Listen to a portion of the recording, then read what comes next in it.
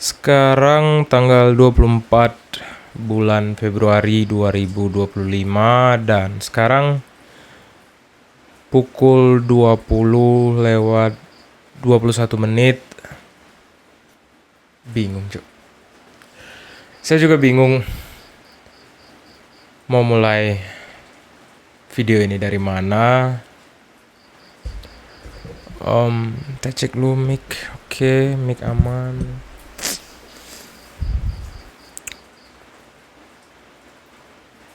Oke, kita langsung saja. Saya sudah menginjak umur 25 tahun. Saya lahir tanggal 31 Agustus 1999. Sekarang umur saya adalah 25 tahun lebih beberapa bulan. Dan saya akan berulang tahun yang ke-26 pada tanggal 31 Agustus 2025 nanti. Yang mana itu adalah hal yang atau keadaan yang sangat-sangat membingungkan. Umur 25 tahun adalah umur di mana kita pertama sekali mendapatkan masalah, setidaknya dalam pengalaman saya sendiri. Umur 25 tahun adalah umur di mana kita mendapatkan cobaan nyata pertama dalam hidup kita. Setidaknya dalam pengalaman saya, di umur 25 tahun, saya mendapatkan cobaan atau tantangan atau musibah, tergantung orang memaknai kejadian tersebut. Orang tua saya masuk rumah sakit.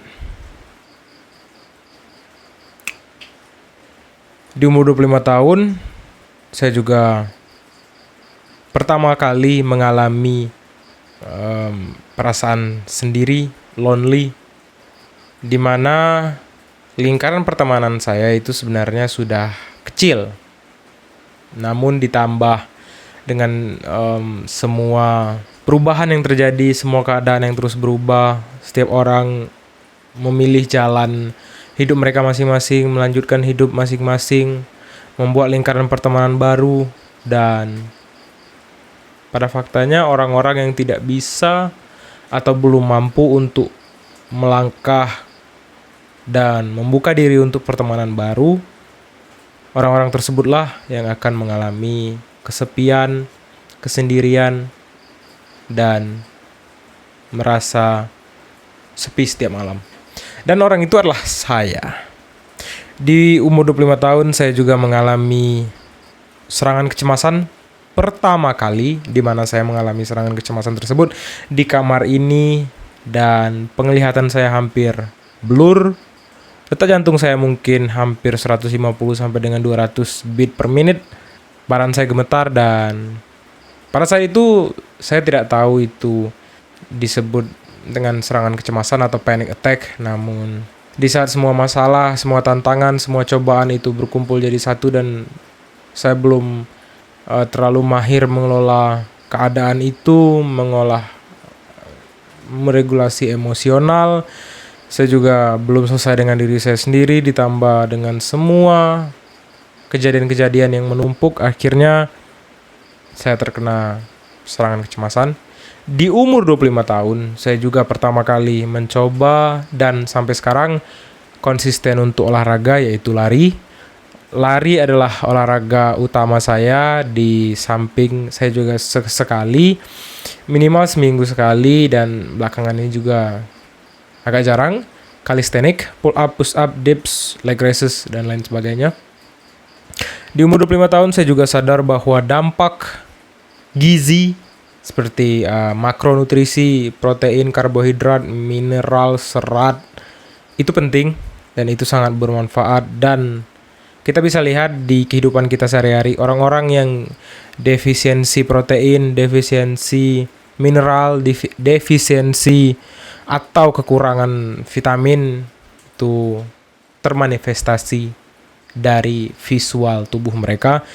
Di umur 25 tahun saya juga sadar bahwa apa yang saya makan akan menentukan kualitas hidup saya ke depannya. Di umur 25 tahun saya juga menyadari bahwa fuck this shit, you live alone.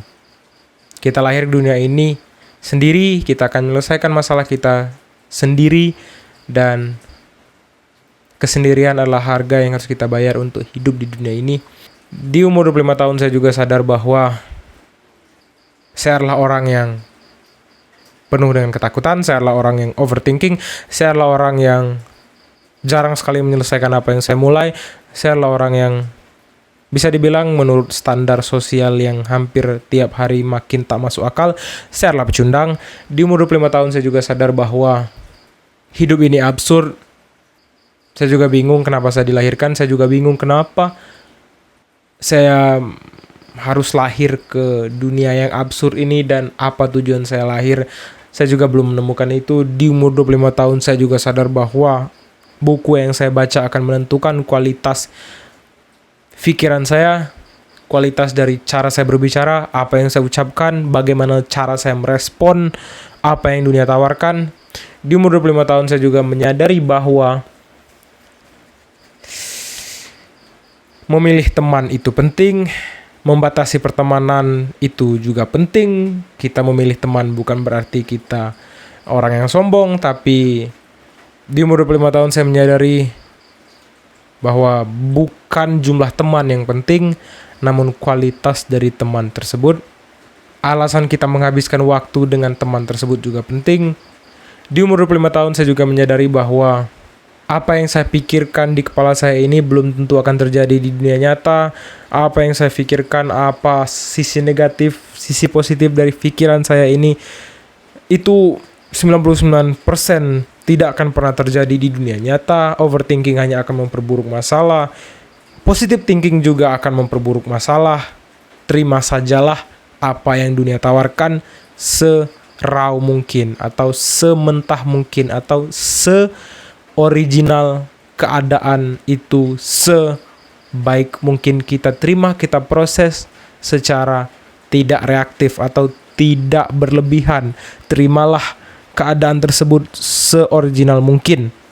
Di umur 25 tahun saya juga menyadari bahwa tabungan itu penting meskipun sedikit, namun tabungan itu memberikan kita rasa lega, rasa bebas, rasa tidak terkekang, kita bebas melangkah. Di umur 25 tahun saya juga menyadari bahwa tidur 8 jam dalam sehari kalau bisa, atau minimal 6 jam dalam sehari, dan harus tidurnya itu di bawah jam 12 malam, itu sangat penting. Itu membantu proses recovery atau pemulihan dari aktivitas fisik yang saya lakukan. Di umur 25 tahun saya juga menyadari bahwa pikiran ini, kebijaksanaan ini, mengendalikan emosional ini harus setiap hari dilatih, dan itu semua harus setiap hari kita asah bagaimana cara kita mengelola apa yang dunia tawarkan, bagaimana cara kita meregulasi emosional kita. Ada saatnya kita harus sedih, ada saatnya kita harus senang, ada saatnya kita marah. Di umur 25 tahun saya juga menyadari bahwa tak apa untuk menyendiri. Dan di umur 25 tahun saya juga menyadari bahwa tidak apa 25 tahun tapi belum pernah berpacaran.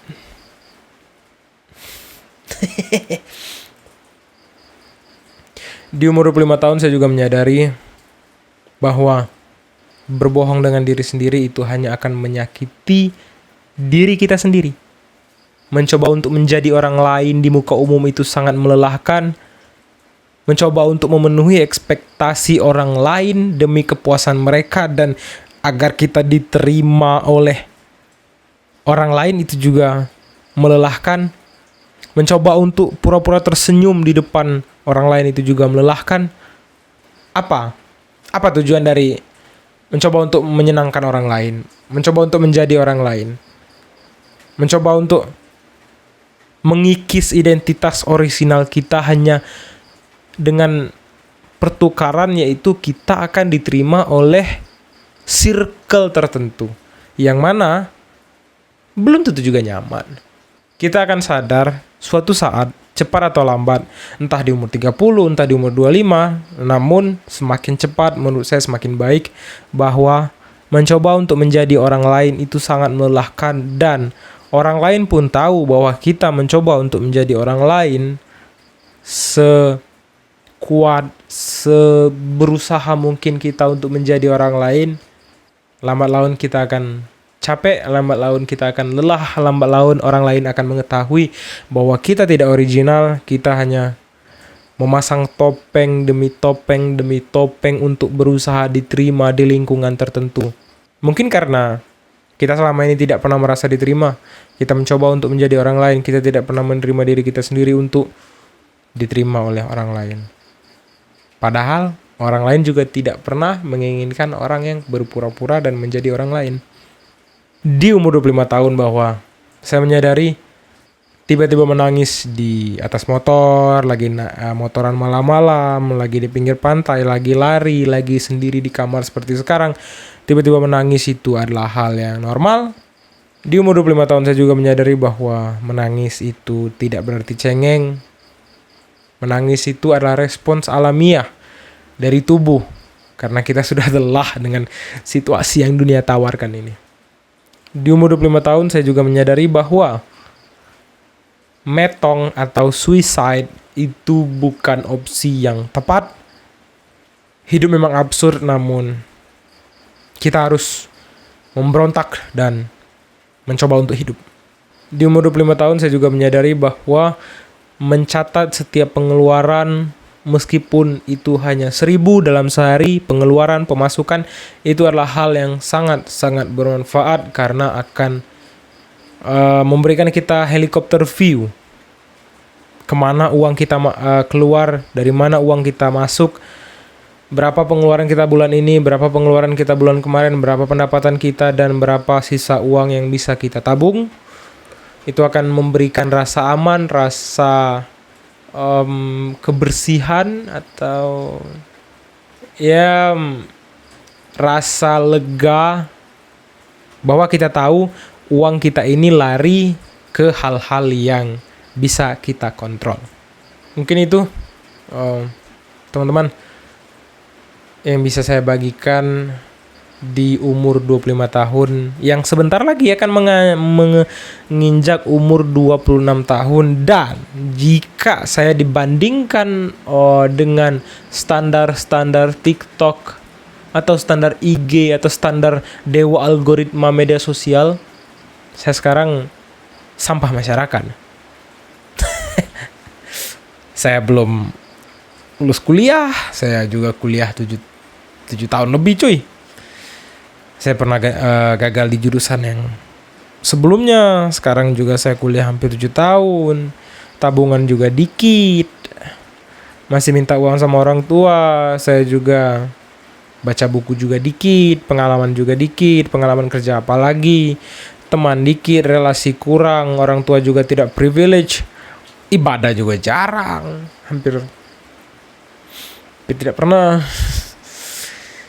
Ya, romantisme juga sirna, masih memiliki beberapa adiksi, dan belum bangun perusahaan, belum keluar negeri, belum 7 Summit Indonesia, belum punya portofolio saham yang mumpuni, dan standar-standar yang diciptakan dan ditanamkan dan diaplikasikan dan disebarkan oleh orang-orang yang akan mendapatkan traffic, manfaat, benefit dari standar-standar tersebut. Sebenarnya yang coba ingin saya bagikan kepada rekan-rekan yang menonton video ini, teman-teman yang menonton video ini, atau orang tua yang sedang menonton video ini, sharelah orang yang belakangan ini merasa hilang, merasa sepi, merasa hampa, merasa hidup ini hanya seperti roda hamster yang saya itu berputar-putar di situ-situ saja, tidak kemana-mana, tidak ada pencapaian. Hidup ini memang, the fuck is this? Gak tau lah ya. Saya juga cuman punya hari ini. Saya juga terkadang capek ya, merasa malu ya. 25 tahun umur, dan untuk berada di umur 25 sekarang ini memang agak aneh, agak menyesakkan, agak bingung. kosong, sepi. Tapi ya nggak bisa juga nyalain orang lain. Saya juga terkadang mengasingkan diri sendiri. Dan saya rasa umur-umur 25 ini sebagai orang normal pada umumnya, kelas menengah ke bawah, 25 tahun belum ada apa-apa juga biasa-biasa saja. Emangnya mau kemana di umur 25 tahun? Nah ini seharusnya jadi pertanyaan baru. Emang 25 tahun harus kemana? Punya pesawat, punya perusahaan, sudah mendaki 7 gunung tertinggi di Indonesia, sudah meniduri lebih dari 100 wanita, punya tabungan, portofolio saham.